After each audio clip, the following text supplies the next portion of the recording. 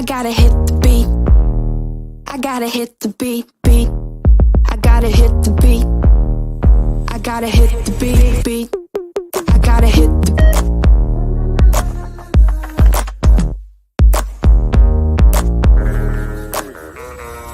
beat. I gotta I gotta Pop that bottle, it's over. It's the end of October. Champagne on the shoulder. This is my exposure. Pop that bottle, it's over. It's the end of October. Champagne on the shoulder. This is my exposure. Pop that all night long, but the feeling keeps kicking in. Beef with all the girls, bullshit dripping off the chin. All night long, but the feeling keeps kicking in. Beef with all the girls, bullshit dripping off the chin.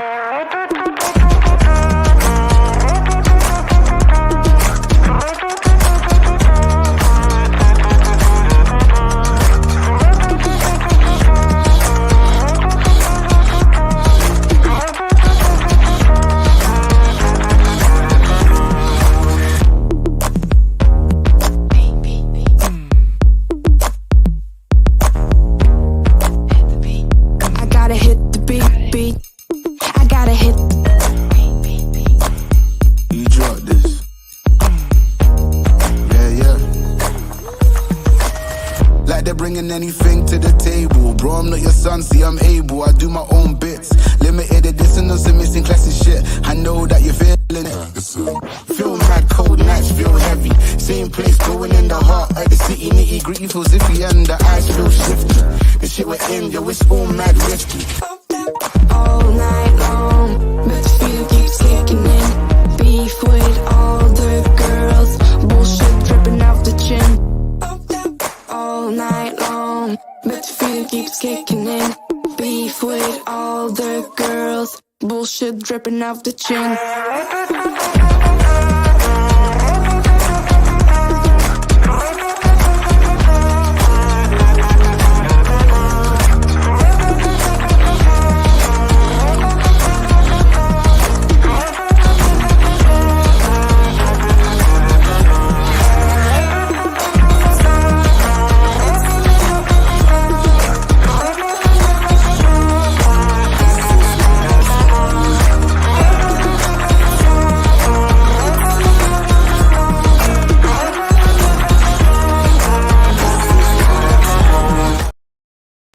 Warning: the following views that are expressed on the Dr. Quack House Calls that are expressed by the guests are not necessarily the views of this show. Strong language, partial nudity, violence may occur. Viewer discretion is advised.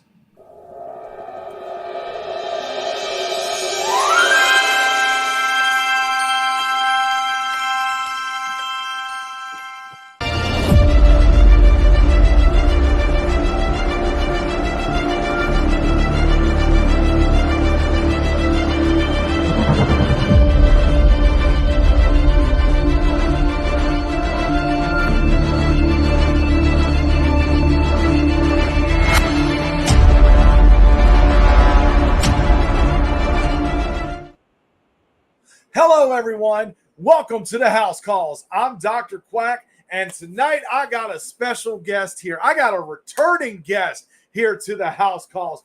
We had her here once before. We were talking about Friday the 13th Blood Loss, but now we're going to talk about her latest movie. I'm going to bring her on, ladies and gentlemen, Miss Loretta Chambers. Hi, everybody. Hey, welcome back. I am so glad to be here, Jeremy. Yeah, definitely. It's great to have you back on here. Yeah, you got a new movie coming out here, Unnatural. Yes. Tell us about it. Okay, right here it is. I don't know if you can see that. Actually, you go a little bit to the right there. There you go. Yep, there you go, right there.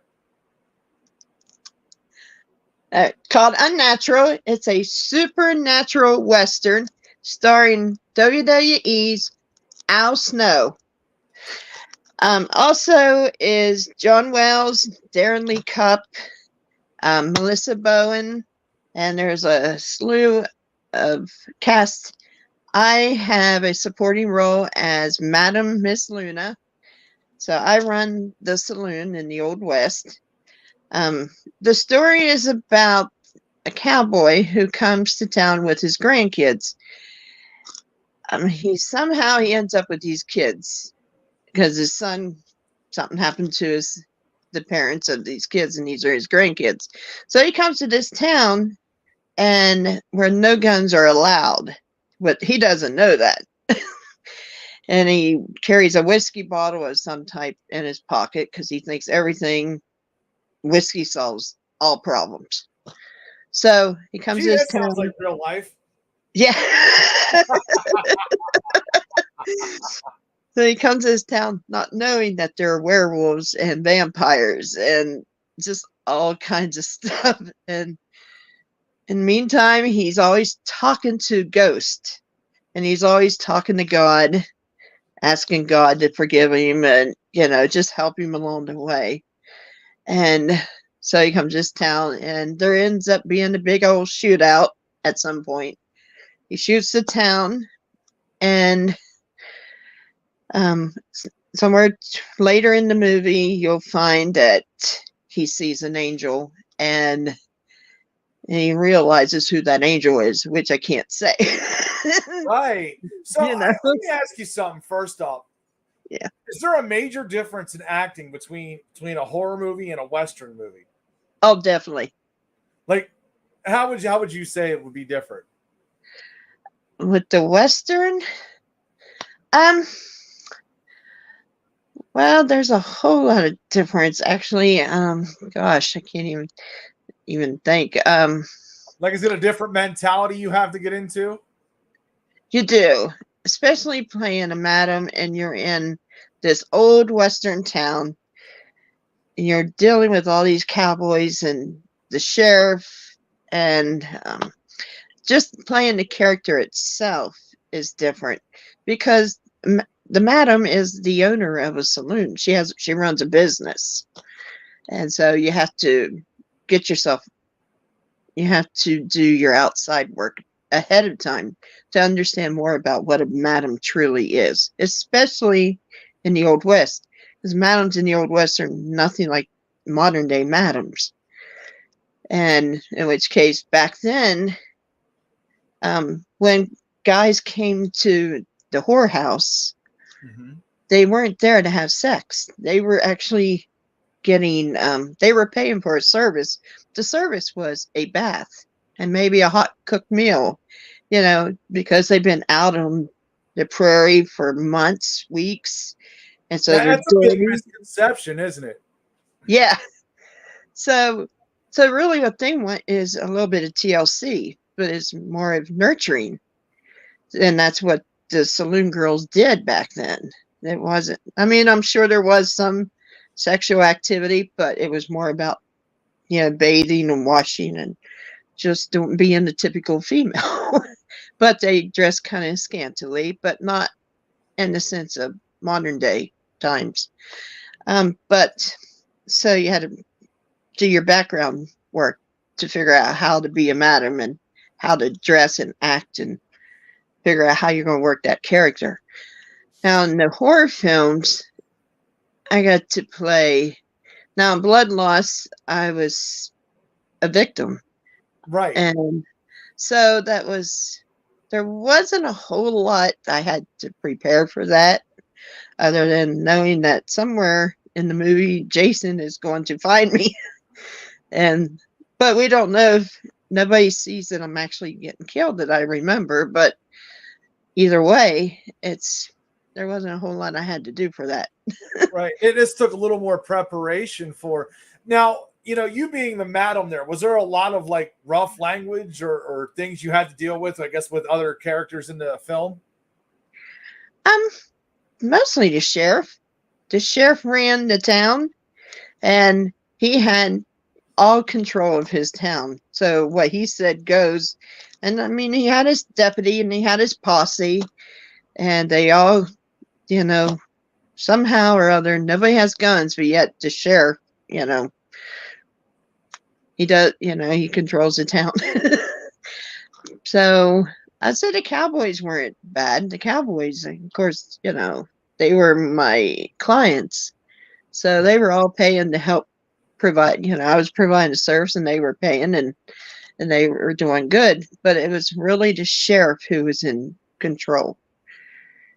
Yeah. The sheriff and the preacher, the preacher had his part. And the doc, do we have a doc in the movie? So there's a lot going on in this film. I can imagine a doctor back in the 1700s probably had a hacksaw if you had some sort of leg problem. Oh yeah, yeah, yeah. That was probably basic medicine right there. Yes, yes. Lead poisoning might be coming next. Got to put them down. But, right. Yeah. Yeah. And Al Snow, he plays the cowboy that's coming into town with his grandkids. And if you heard Al Snow talk today, he doesn't sound like he did when he wrestled. I actually just saw this. I saw a video on this. Why did his voice change? Do you know? I do. He told us, of course, you learn a lot when you live on set with other actors and someone like him. He told us he had hiccups. He had hiccups that lasted, I don't remember the duration, but it was a while. And when the hiccups finally stopped, his voice had changed. And I'm going to say it's kind of froggy or groggy, like, and that's how, and I thought, the way his voice is now, it was perfect for that role. Because he just sounds like that rusty, old cowboy kind of guy, a grandpa type person, he's like, Miss Luna, that type thing. I can almost sound like I kept hearing you so much that he's got that scratchy voice right there, real deep, rustic voice. Yeah. Yes. How was he offset? How was it working with him offset? Oh, he's a great person. I mean, very humble. He's friendly. Always willing to coach us. Now, he'll say he's not a good coach, but I'm going to tell you, he is full of wisdom. He doesn't believe he is. He's like, I don't think I can make a good teacher, but he really is a good teacher. Like anytime we needed to learn something, he was there I remember my first encounter with him. When I first got there, we were meeting everybody. Hi, I'm so-and-so. And when it came to Al, we just started talking and he was just giving me all this acting advice. And I'm like, I was just taking this all in like, wow, this is crazy. He's Al Snow. He's a pro wrestler. Like he knows stuff on the wrestling side. And yet, even with the wrestling, you kind of put it in with acting, So he would tell me, you can always go up and, they can always bring you back down. Because in acting, you always want to do bigger. You want to go bigger with way you're acting. Definitely. And if the director, if it's too much, the director will tell you to cut it down. And that's pretty much what he was saying. So, and we never stopped talking. I mean, I don't know. I think I stood there and talked to him for over an hour just one time. But, I talked to him multiple times.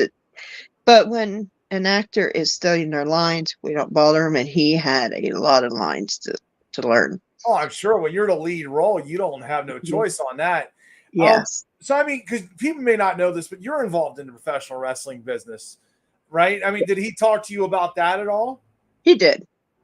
Not a whole lot, but if we asked him, he would talk about, his wrestling history.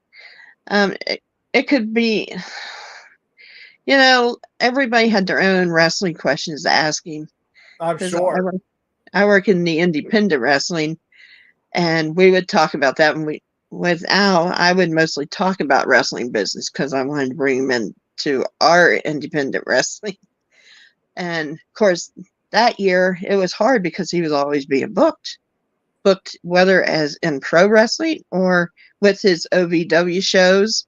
He was doing podcasts left and right. He's always doing something. He's busy. He's very busy, and he's a very hard worker. I will say one of the things I noticed on set when he wasn't working his character, his lines, and between meals and downtime, he was working out. He brought his own weights and he was still, lifting weights. He's outside his cabin, and I'm just like, what is he doing? And there he is lifting his weights. I was like, this is he's a Yeah, hard I worker. mean, I imagine you're getting booked for like wrestling events or possible conventions, and you want to keep in shape. That would be a big deal there. Yes. And anytime you want to talk to him on set, he was there. It'd be, hi Al, how's it going? And sometimes he'd sit beside you, and if he's not on his phone, scrolling or whatever he does, you could have conversations with him. He was very, very social. Yeah, definitely. All right, I'm curious now. I'm going to ask some questions here. What was the funniest moment on set for you?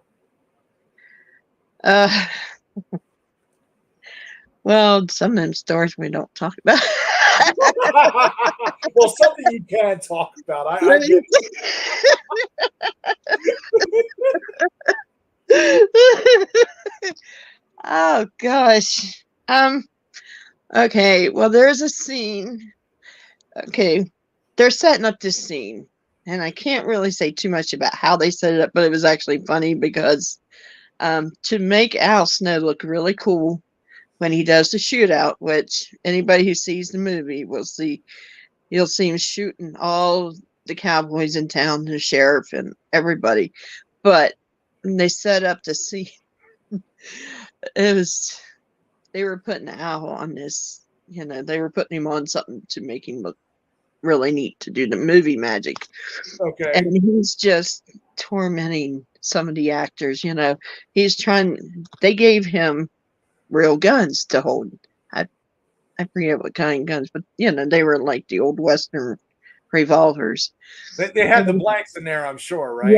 Yeah, they got the blanks. Good. No Baldwin issues. Yeah, All right. no, it's all blanks, all blanks. So, and he's having to learn his blocking, who he's going to shoot here and there, and at the meantime, he looks over at the one actor and he's like, "Why don't I shoot you? I should kill you." He's just joking with him, but as far as the characters go, he doesn't shoot the deputy, and he's like, "Why don't I shoot you?" I thought he was just cracking up because it was Al Snow, and it's the way he came up. It was just, he has a comical kind of voice when he talks. You can't get mad. It's just, he's got one of them personalities that, like, when he says something, you're just cracking up. And it was actually, I recorded that too. It was kind of funny. Oh boy, looking for that on TikTok now. Oh, that's not going there. No, it's not going there. But yeah, it was just funny. Like, elated actors, like, I can't believe he said that. It's like he's shooting everybody in the room but him, and he's like, "Why don't I shoot you?" I guess he was thinking of the song, like he shot the sheriff but didn't shoot the deputy. Yeah, probably. That could have came to mind, man. That's pretty wild. Yeah. And then he was looking at that one of the other actors, and he was like, he was just jealous. He would talk like he was jealous of the guy's looks. He's like, when I get older, I want to look like you. I want to be like you. That's awesome. It's good when you have a good working relationship on set. You can have laughs. That's great. Yes. So, was there any like really scary parts that happened? Not like, somebody getting shot, but anything that was like, oh my God, that really happened on set? A director got his hand caught on fire once. It was funny, but it was scary too at the same time. Yeah, if you'd been there, you would have been how did that happen? I want to hear this. All right. Well, this one shot, of course, when I saw the movie, it all makes sense. It's all that stuff they got to do to make a really cool shot. Yeah. Well, he was trying to set a fire on the, they had to, on the ground in a line. They had to do different things to get the fire to start. And so the fire would be burning in this one, basically a line on the ground. and him and the videographer, they were having their talks of what they should and shouldn't be doing as far as how they wanted to do the shot. At some point, the director went to light the ground and caught his hand on fire, and he's just like shaking it. We're just like, all the actors who were just watching are like cracking up because it was just all the commodity going on at that moment. Yes, I can imagine. Did You he know. burn his hand really bad or real No, light? actually, he was able to, get the fire off his hand, but it was just like, oh my God, did he just really catch his hand on fire? Man, I mean, it's just some things happen like that, just out of Yeah. the blue. Now, Yeah. here, let me ask you this: do you prefer computer generated or do you prefer practical effects? The practical events. Yeah. Yeah, yeah. Do you see that a lot more in this film, or is it a mix of both? Or It's more the practical approach. okay, Yeah. yeah, I Yep. always like the practical side because then it's like it looks more realistic to me. Especially Yes. with blood. When you have the practical blood, it looks better that way than it does when you have the CG blood coming out there. It just doesn't look Yeah. the same, does it? No, it really don't. And, Way different. and you're fighting vampires and werewolves, and I want to see this. This just looks wild, man. Yeah. Already, the cover got me really wild there because it was like, man, this looks really just different, man. Like, okay, I want to see something out of this. But Heck yeah. so where can you get this movie? Okay, it's already on Amazon Prime. It's Okay. already out. It came out before it was supposed to come out, but that. So it's on Amazon Prime. It's on Apple, Vudu, Xbox. So it's on a lot of streaming services. Can you get a Yes, physical copy anywhere in case you don't want to do that? you can. If you go to Little Monster's website, www.littlemonsterentertainment.com, and you can buy your own copy of, make sure I'm showing it, of Unnatural. I think they're $20 or $25. I forget. Yeah, that But they sounds also about have right. posters. It's a really nice cover. You got Al Snow right on the cover. You got John, who is it? Darren Lee Cupp, and I believe John Wells is on here. But it's a really nice cover. I haven't opened mine because I've already seen the movie at the movie premiere. You got to see that, yeah. So, and then October 29th, it'll be on other platforms as well. And oh, it's the theatrical cut. The full movie will come out at a later date. So, but you'll see me in there. I'm in there toward the end, but that's okay.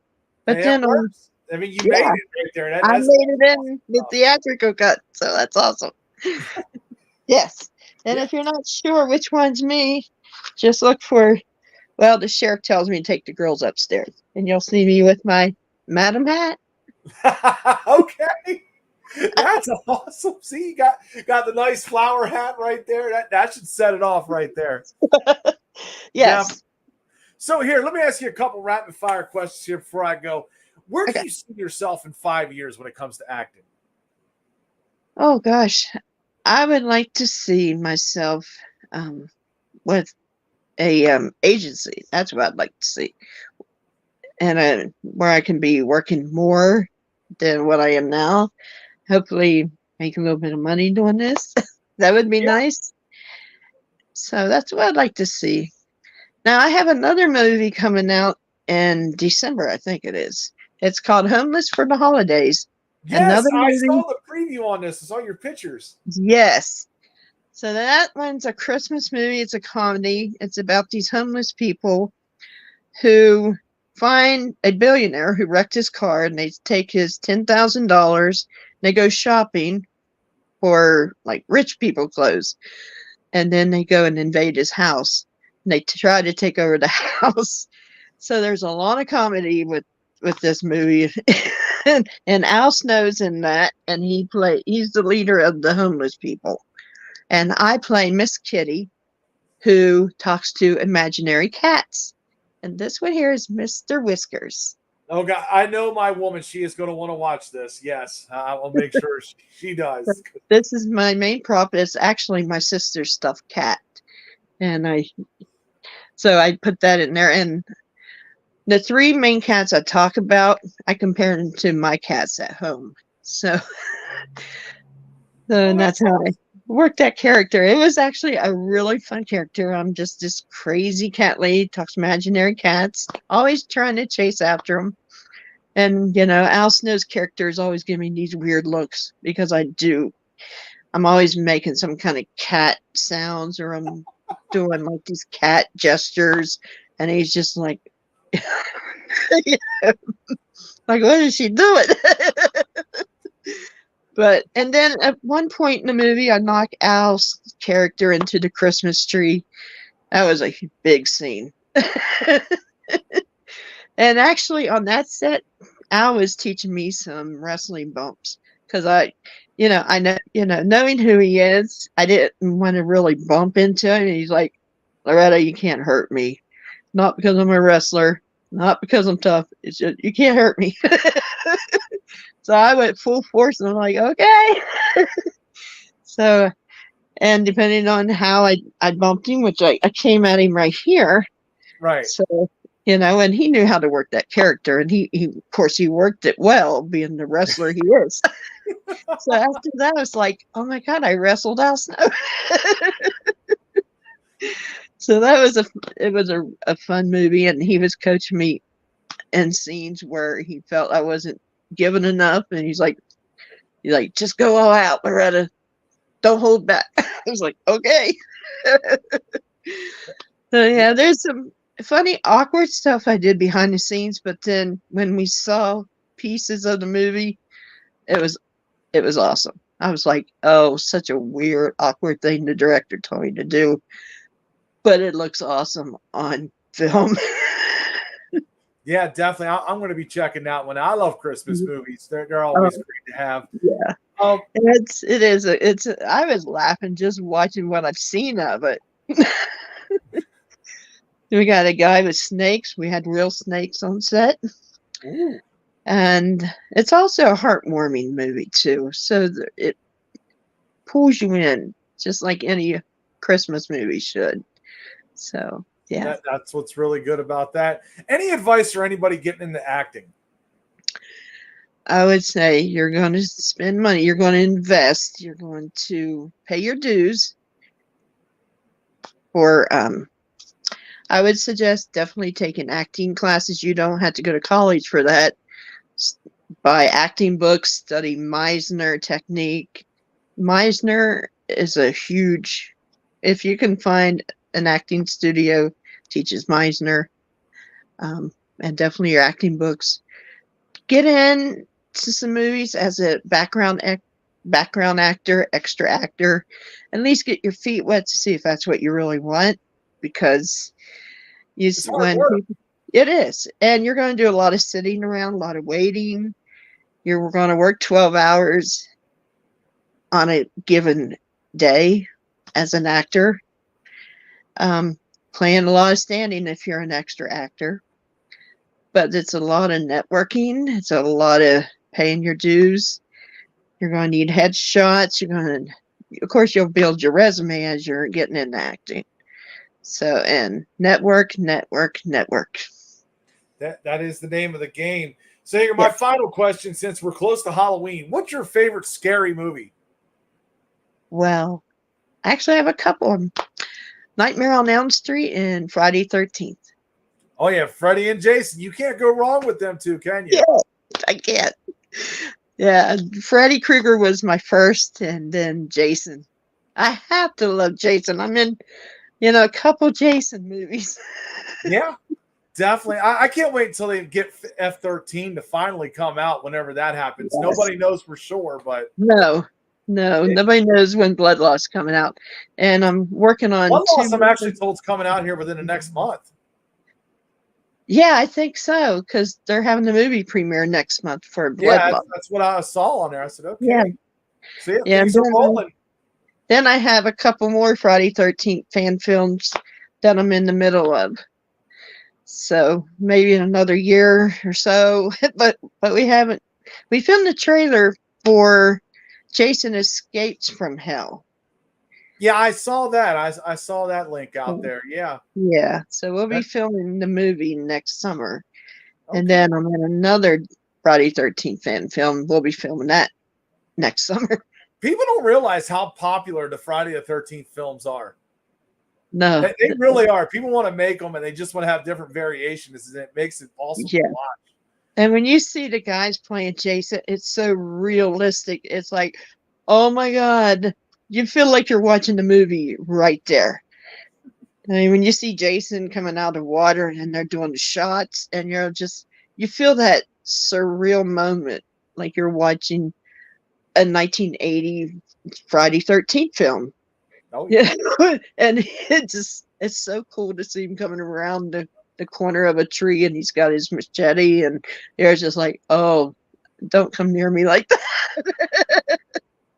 Well, I'm going to hop off the screen real quick. I'm going to let you plug Sure. Unnatural, and then we'll get out of here. Okay.